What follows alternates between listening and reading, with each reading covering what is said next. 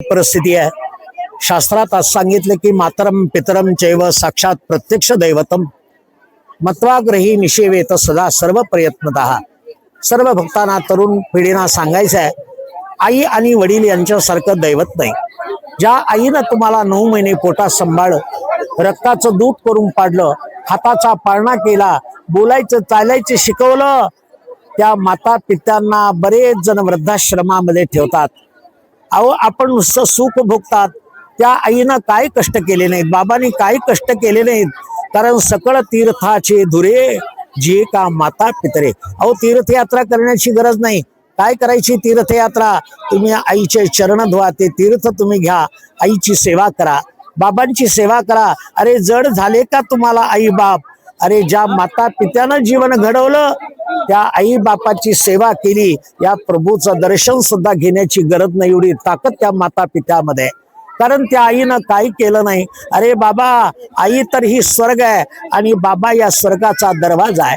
आईने देह तिचा झिजविला, बाबाने तो देह कष्टाने वाढविला। आईने तर गर्भामध्ये हा देह वाढविला आणि बाबाने रक्षण केला। आईने दिले तुला संस्कार, अरे बाबाने पेलला रे तुझा भार। किती आईनं संस्कार दिले, वडिलांनी कष्ट करावेत आणि तुझ्या खर्चापोटी तुला पैसे आणून द्यावेत आईकडं। आईनं तुझ्या करता पुस्तक आणावीत, औषध आणावीत, खायला खाऊ आणावा। आईने घास तुला भरविला, बाबाने देह त्याचा झिजवला। आईनं रोज सकाळी बाळाला खाऊ घालावं, दुपारच्या वेळेला भूक लागली की आईनं जाणावी आणि खाऊ घालावं। एवढे सुंदर या ठिकाणी जीवन आईनं आपलं केलंय। बाबांनी तर देह झिजविला, कष्ट केले, खूप कष्ट करून पैसा आणला। अरे आई सावली, आईचा पदर झाला, अरे बाबा घामात भिजून नेला। काय त्या आईनं केलंय? अरे उन्हात जाताना त्या आईनं लेकराला खांद्यावर घ्यावं, आपल्या पदराची सावली करावी, एवढं प्रेम। आणि बाबांनी कष्ट करू करू घाम गाळावा आणि आपल्या करता प्रॉपर्टी करून ठेवावी आणि त्या माई बापाला विसरू नका।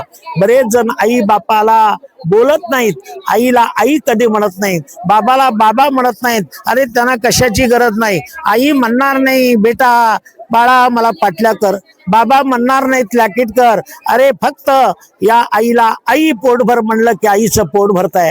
अरे बाबाला बाबा बाबा म्हणा, बाबा जेवलात का, औषध घेतलं का, हे सर्व बोला तुम्ही, काही लागत नाही। यांना फक्त प्रेमाचे शब्द पाहिजेत। या आई बापाला काही लागत नाही। या आईनं तर किती मोठे कष्ट केलेत, काही सांगावं तुम्हाला। आई झिजली, अरे तुझं चंदन केला, अरे तुझ्यासाठी बाबा रे भोळा झाला। आई जागली रे किती रात, अरे बाबाने जोडले रे किती हात। तू लहान होतास बाळा, 4 महिन्याचा असताना शू करायचा, शी करायचा, त्या आईनं ते ओले कपडे काढावेत, वाळलेले अंथरूण टाकावेत, आईनं ओल्या अंथरुणावर झोपावं। बेटा आठवतंय तुला किती कष्ट केलेत? अरे या माय बापाचे कष्ट तू लक्षात ठेवले पाहिजेत। आईचे मोल कसे लावाल, अरे बाबाचे त्याग कसे मोजाल, कसं मोल लावणार आहेस? बाबांनी केलेले त्याग याची मोजणी कशी करणार आहेस बाळा? अरे आठव, या आई बापाला तू विसरू नको। अरे सर्व कष्टातून तुम्हाला उभं केलं आई बाबांनी आणि त्या आई बापाला सोडून दगा देऊन तुम्ही निघून गेलात रे। काय केलं नाही त्या आईनं? आई बाबा तुझ्या हसनात गेले दमून, तू गेलास रे त्यांना सांडून। काय काय केले? आई रडली रे पदर पसरून, बाळा जाऊ नको रे रुसून। का चाललास बाळा, जड झाले का रे तुला आई बाबा? अरे एवढा मोठा त्याग करतोस तू, जड झाले का मी तुला? अरे तुझं पालन केलंय, अरे तुझा उत्कर्ष दोघांनी केला आणि सारी माया तू सोडून गेलात। सगळा उत्कर्ष या पोरांनी केलेला आहे तुमच्या, बर का, तुमचा आई वडिलांनी केलाय। तुमच्या सोबत दोघे हे शिंकायचे आणि तुझ्या जिंकण्यात ते जिंकायचे रे।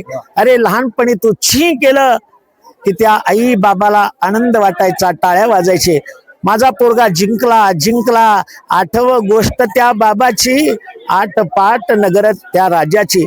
बाबांनी जवळ बसली की गोष्ट सांगावी। एक राजा होता, त्याला 2 बायका होत्या। अरे त्याच्याकडे मोठा हत्ती होता। तू 5 वर्षाचा असताना या गोष्टी बाबाच्या ऐकायच्या। काय कष्ट झेलले त्या आई बाबानं। अरे तुझ्या मागे आई पळायची, गाणं गाणं म्हणून तुला गायची आणि पकडायची।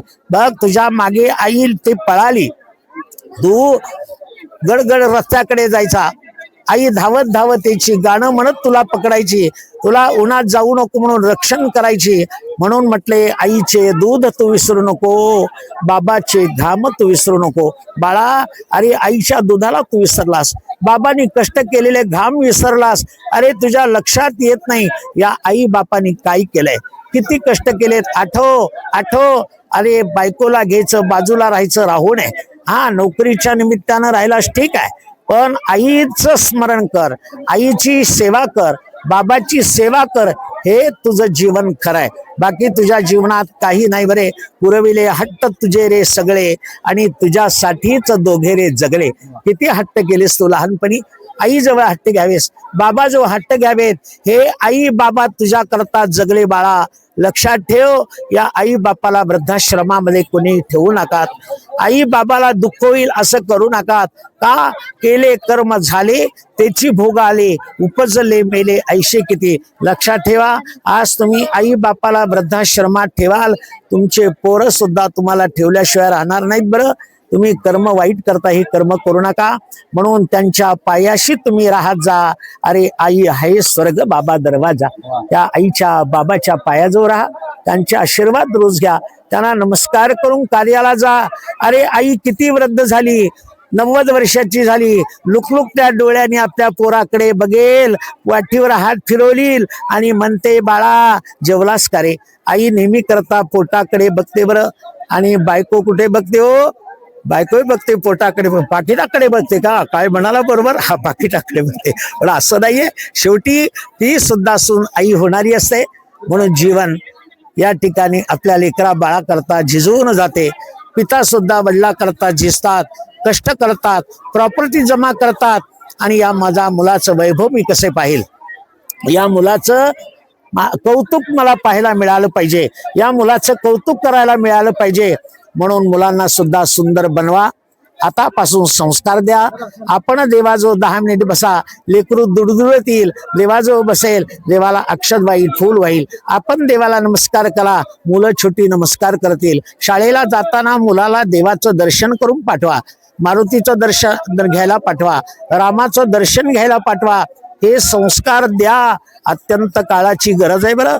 आपण विचार करा का तर मातरम पितरम चैव साक्षात प्रत्यक्ष दैवतम मत्वा गृही निषेवेत सदा सर्व प्रयत्नता. आई आणि पिता हे दैवत बरं, काही लागत नाही. त्यांना वंदन करा आणि या प्रभूची कृपा तुम्ही साध्य करा. रामाची कृपा सुद्धा आपल्यावर व्हावी हीच प्रभूच्या ठिकाणी प्रार्थना करून माता पिते विषयी या ठिकाणचे 2 शब्द मी पूर्ण करतो. प्रभू रामचंद्र भगवान की जय.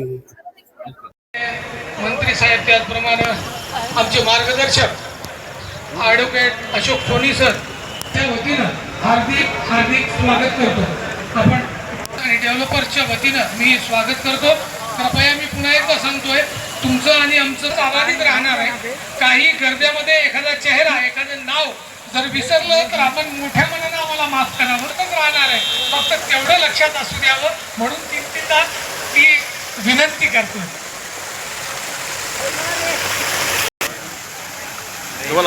या ठिकाणी आलेले आमचे मित्र अजयराव पाटील यांचंही सय्यद बिल्डर आणि डेव्हलपर पलीकडच्या भागातून सगळेजण येऊया आणि या भागातून वापस जाऊया, म्हणजे जेणेकरून सर्वांना भेटता येईल, सर्वांना फोटोही काढता येईल.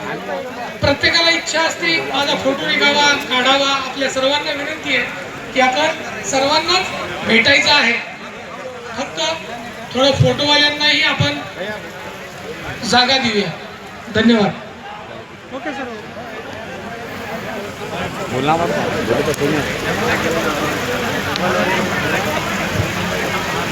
महमूद भाई, नॉनव्हेजच्या काउंटरसाठी एक सूचना आहे. आतमध्ये मी हार्दिक स्वागत करतो. एखादं नाव चुकून माझ्याकडून राहिलं असेल तर कृपया आपण मोठे मनानं माफ करावं. येणाऱ्या जाणाऱ्या गडबडीमध्ये एखादं नाव चुकून विसरतो, पण येणाऱ्या सर्वांचं या ठिकाणी मनापासून स्वागत आहे. आप सभी का तहे दिल से यांचंही या ठिकाणी मी सय्यद बिल्डर्स आणि डेव्हलपर्स यांच्या वतीने स्वागत करतो. जे कर्मचारी संघटनेचे अध्यक्ष त्यांचंही स्वागत करतो. खिजरभाई सिद्दीकी जे संभाजीनगरहून आलेले आहेत त्यांचंही या ठिकाणी हार्दिक हार्दिक स्वागत करतो.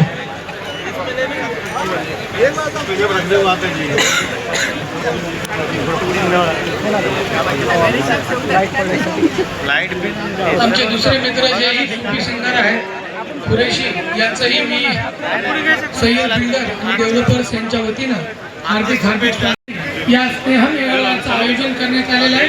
म्हणून तुम्हाला आग्रहाची विनंती करतो की भोजनानंतर शिरखुर्म्याचा आस्वाद घेण्यासाठी आपण विसरू नये. शिरखुर्म्याचाही आस्वाद घ्यावा आणि मगच आपण या ठिकाणाहून निघावं.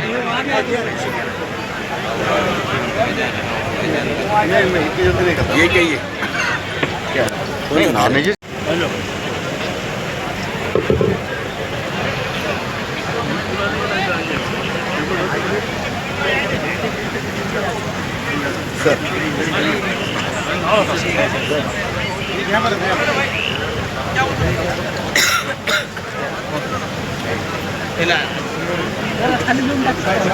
या ठिकाणी आता ज्यांचं आगमन झालं असे माजुलाला यांचंही माजुलालांचं मी सय्यद बिल्डर अँड डेव्हलपर्स यांच्या वतीनं हार्दिक हार्दिक स्वागत करतो.